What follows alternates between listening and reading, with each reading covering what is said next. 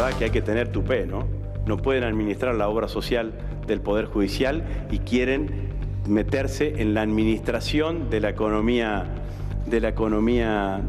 argentina. Si no se desarma este poder, es imposible gobernar la Argentina, porque te gobiernan ellos. El diario Clarín, y a través de su periodista Daniel Santoro, en un artículo escrito hace algunos días atrás, adelanta todo esto que iba a suceder.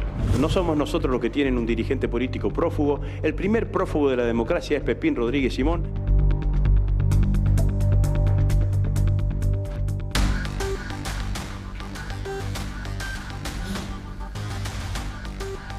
Bueno, fuerte y al medio, diríamos en el barrio. ¿Qué tal, Agustín? Gracias por venir, buenas noches. No, muchas gracias. Bueno, está bien, no dejó nada sin responder y respondió para todo, porque también estuvieron con muchas ironías, como acostumbran a hacer desde la oposición, ¿no? Bueno, a mí me parece que es una práctica que los jefes de gabinete tenemos que cumplir, es una manda constitucional.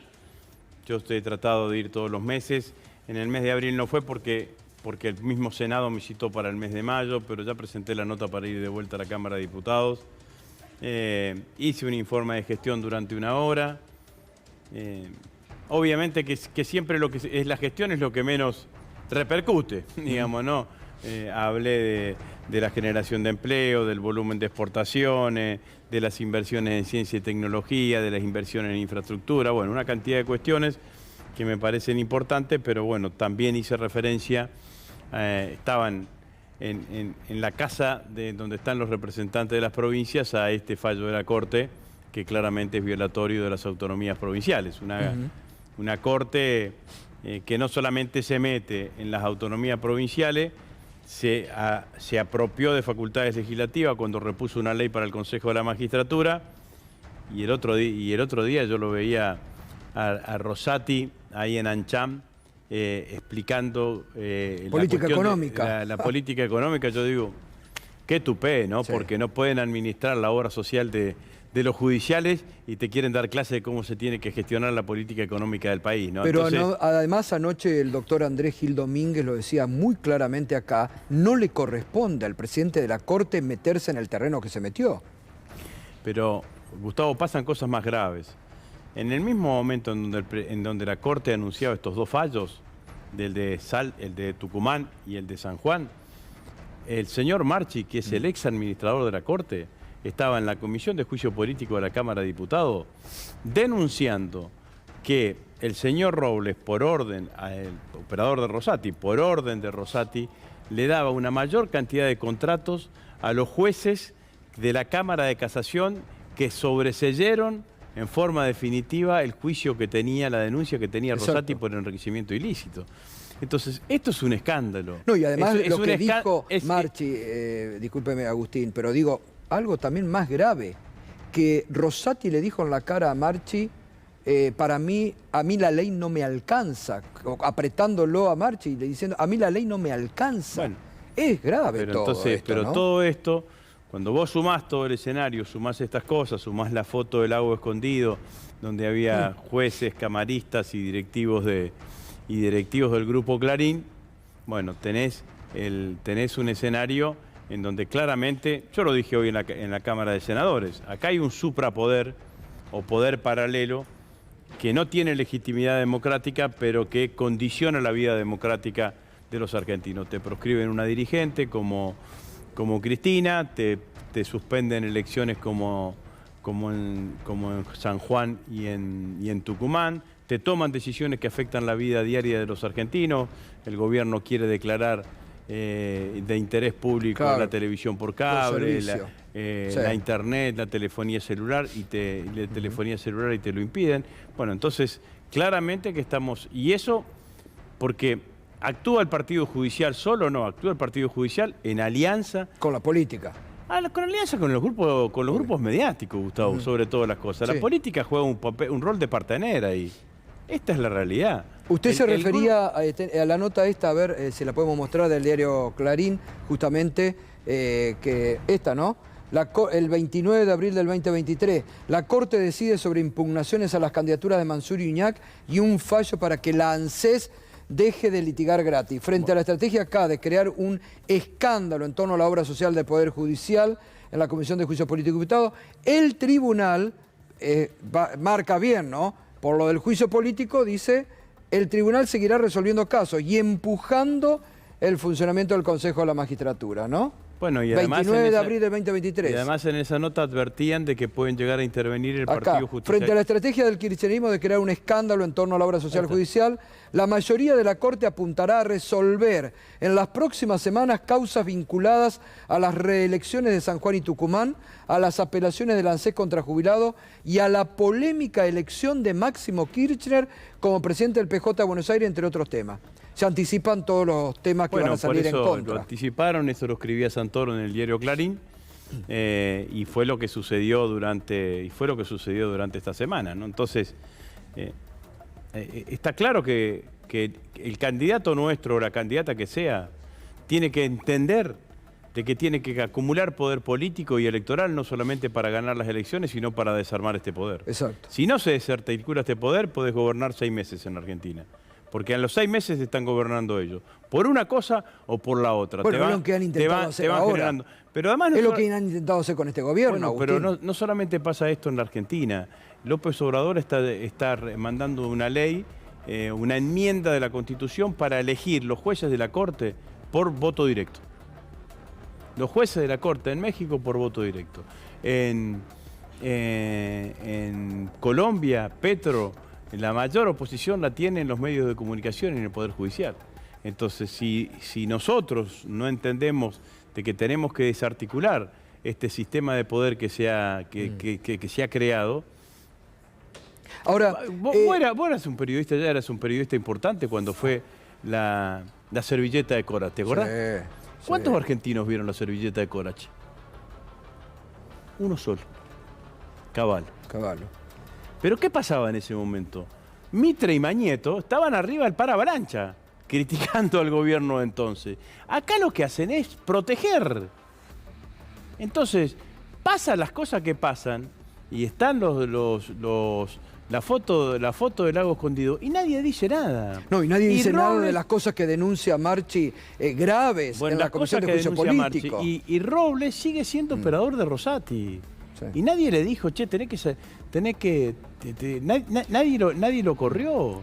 Ahora, entonces, Agustín, usted acaba de decir una cosa importante, porque la gente, esto se lo voy a transmitir, porque en la radio todos los días, nos dice, bueno, ¿y el gobierno qué hace frente a esto? Usted dijo, se necesita poder político. Bueno, pero el gobierno ha hecho cosas, el gobierno ha impulsado fuertemente todo lo que significa el juicio político a los miembros de la Corte. Y ahí hay que reconocerle, son 14, 15 diputados que todos los martes están sentados en esa comisión de juicio político, y a partir de la acción de ellos se está conociendo todo lo que significa el mal manejo y la mala administración de la obra social. Si no, no hubiese... ¿A dónde iba Marchi? Que lo echaron ahora de administrador de la Corte. ¿A dónde iba a decir las cosas que tenía que decir? Entonces, las cosas también se hacen. Se hacen en la medida que uno construya el poder político suficiente, claro, como para que se puedan... Bueno, la reforma judicial no pasó en diputados. No solamente la reforma judicial, la reforma de la ley de la procuración de la Corte. Bueno, todos estos hechos tuvieron media sanción en senadores, no pudieron ser tratadas en diputados, pero la verdad es que lo primero es lo primero. Porque si no, nosotros creemos que ganamos la elección y al otro día podemos hacer todas las cosas que uno quiere que tiene que hacer. Hay que entender sistema, cómo es el sistema del poder real en la Argentina. Total. El sistema del poder real en la Argentina tiene esos dos componentes. Bueno, ese componente, si uno no lo desarma, es muy difícil gobernar en la Argentina. Agustín, el ministro Massa viene desde el martes insistiendo en que no tiene que haber paso, que tiene que haber un candidato de unidad y un orden, dijo hoy, orden político para evitar que la economía se vea afectada por un debate interno del Frente. ¿Coincide usted con eso? Yo coincido con el orden político, no coincido que el orden político signifique que haya un solo candidato. Porque la verdad es que el candidato único tiene que salir naturalmente. Y la única que sale naturalmente es Cristina. El resto de los candidatos no sintetizan naturalmente. Hay que hacer un ejercicio de forceps para que sinteticen naturalmente. Y en ese ejercicio de forceps para que sinteticen naturalmente, a mí me parece que va a generar más daño que unas PASO dialogadas, con buenas prácticas, con código de convivencia. Esto es lo que yo creo que debe suceder. Ahora, si de acá al 24 de junio aparece alguien que sintetiza, perfecto. Nos encolumnaremos todo detrás del que sintetiza. Ahora, la síntesis por forceps no existe. No existe en la política eso. Para decirlo claramente, cuando Cristina decidió a Alberto, no es que esa fórmula era una fórmula de unidad. La fórmula generó la unidad, la decisión generó la unidad. Sí, Cristina decidió a Alberto y entonces los gobernadores, me acuerdo el primero fue Juan Mansur, ese sábado a la tarde, ya Juan Mansur había expresado su adhesión, y así en cascada se fueron alineando todos los gobernadores, los dirigentes gremiales, el movimiento obrero, la CGT, y entonces se generó allí el consenso. El último que se sumó a ese consenso fue Sergio Massa con su frente renovador. Pero es así. Hay que ser respetuoso de los procesos políticos internos de cada uno de los movimientos políticos. Y la verdad es que yo no creo, la verdad, lo digo sinceramente, no creo que, que una PASO sea per se perjudicial a la fortaleza política de un espacio político. No lo creo. Lo que creo que sí, que hay que tener una PASO con un código de convivencia, una PASO con buenas prácticas, que movilice a lo largo y ancho de todo el país a nuestros afiliados, a nuestros dirigentes, a nuestros militantes. Si hay una estrategia de forzar la situación, y se puede dar eso, porque pareciera que también cuesta que se sienten en torno a una mesa para definir eso, ¿no? Creo que es muy fácil, digamos, ¿no? Convocar a todos los que sean candidatos y decir, bueno, estas son las reglas de juego. Convocará el presidente del partido, el presidente del Congreso, se autoconvocarán cada uno y se definirán cuáles son las reglas de juego. Bien. Pero no se tienen que sentar el presidente, la vicepresidenta y Sergio Massa porque es el tercer socio, pero supongamos que, aunque sea el presidente y la vicepresidenta solos para definir la estrategia. Pero sí, me parece que sí. Me parece que eso también es deseable, pero bueno.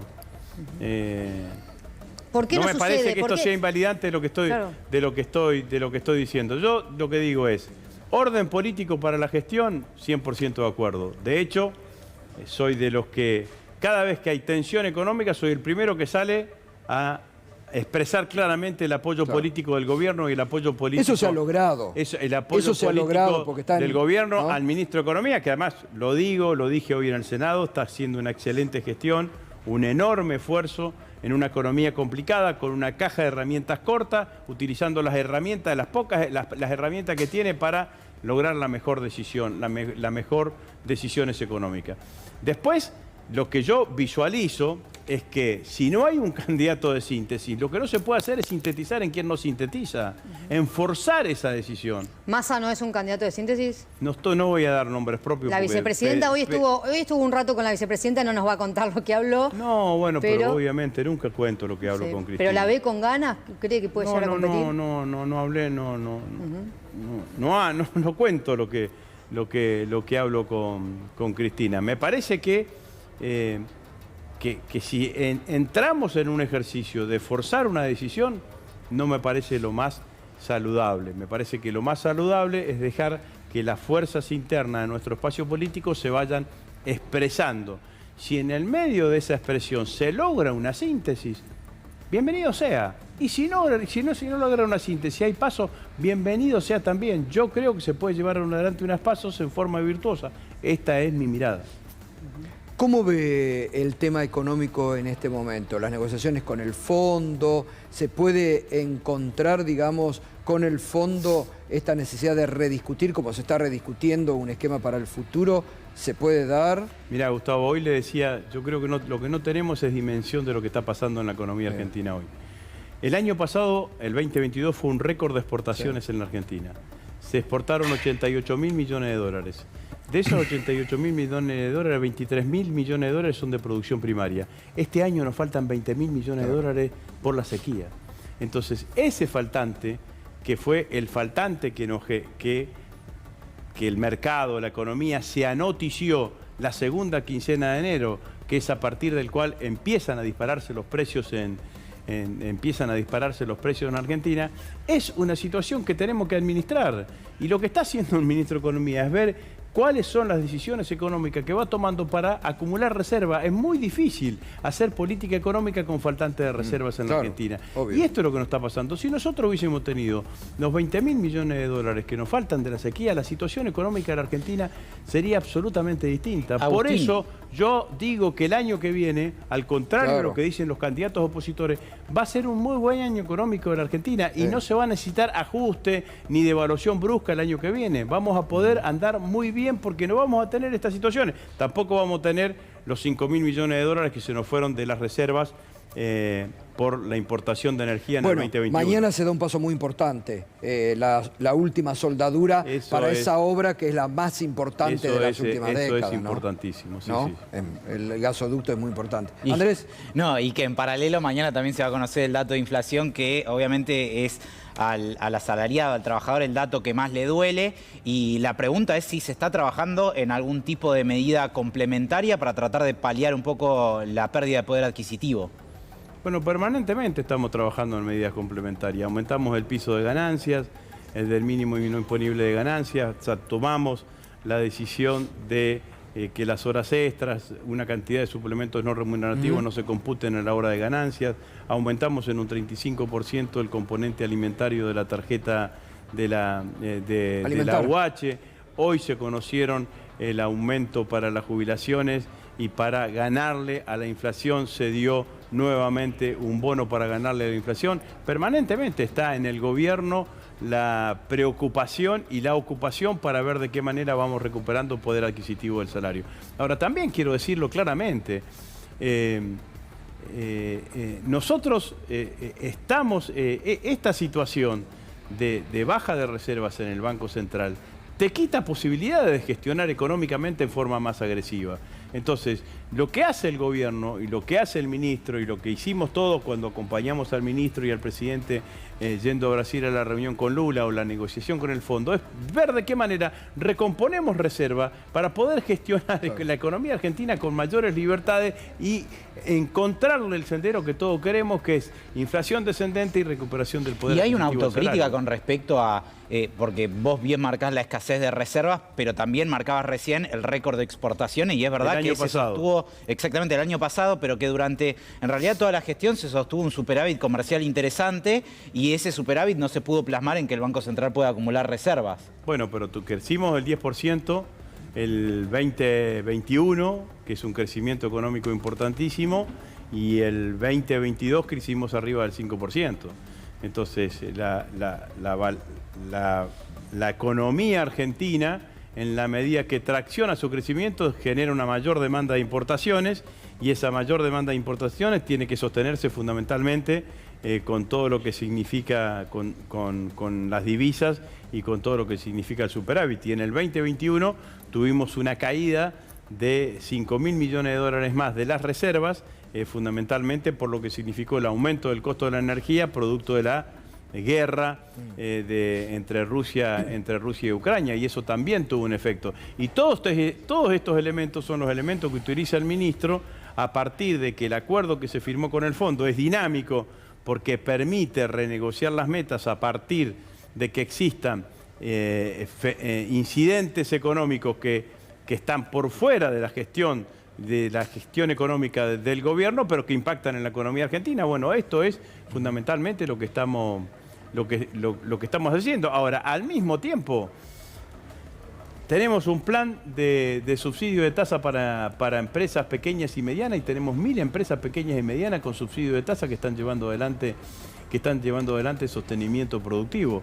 Metimos 3.000 kilómetros más de vías férreas y hicimos 8 millones de toneladas que se transportaron por ferrocarril durante el año pasado. Eso aumentó casi el 56% de lo que aumentamos con respecto al 2019. Las exportaciones el año pasado aumentaron el 35% con respecto al 2019. Entonces, hay una cantidad de políticas públicas que van construyendo una Argentina, un ordenamiento estructural de la Argentina con una mirada claramente hacia el futuro. Bueno, y también, yo digo, el año pasado en Comodoro Rivadavia había 2% de desocupación.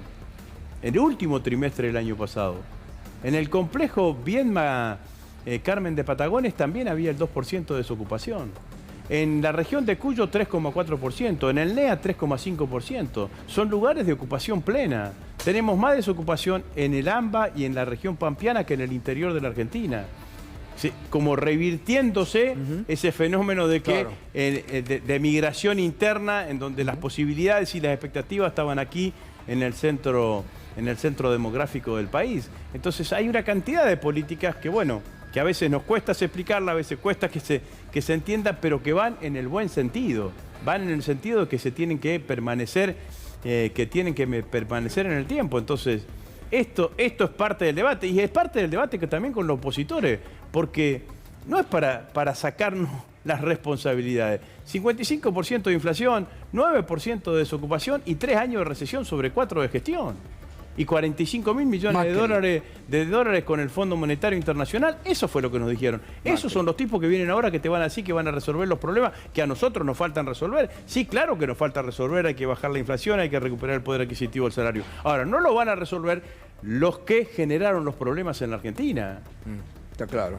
Está claro. Aparte, hay una cosa interesante que dijo recién. El 2024 no se va a necesitar ajuste, que es lo que venden ellos. Ajuste, lo único. Pero claramente, Gustavo, porque le están diciendo a la gente, porque lo que están pensando, esta es una paradoja. Ellos dicen que, la inflación, pero lo que le ofrecen a los argentinos es más inflación. Total. Resolver la inflación con más inflación, porque lo que plantean es una devolución brusca. Y yo estoy convencido que el año que viene no es necesario eso. El año que viene vamos a tener un buen año desde el punto de vista económico. Bien. Le tocó reeditar hoy que usted fue un artífice también de la 125. No, pero cuando lo vi a Lustó con De Angeli pegado uno al lado del otro, dije, pero... Si hubiesen juntado antes, ¿sabés cómo me hubiesen aliviado mi vida política? Está bien, igual fue rápida hoy la respuesta de la Cristina, vicepresidenta, ¿no? Sí, la verdad que sí. Bueno, Agustín, muchas gracias. No, muchas gracias. Un gustazo como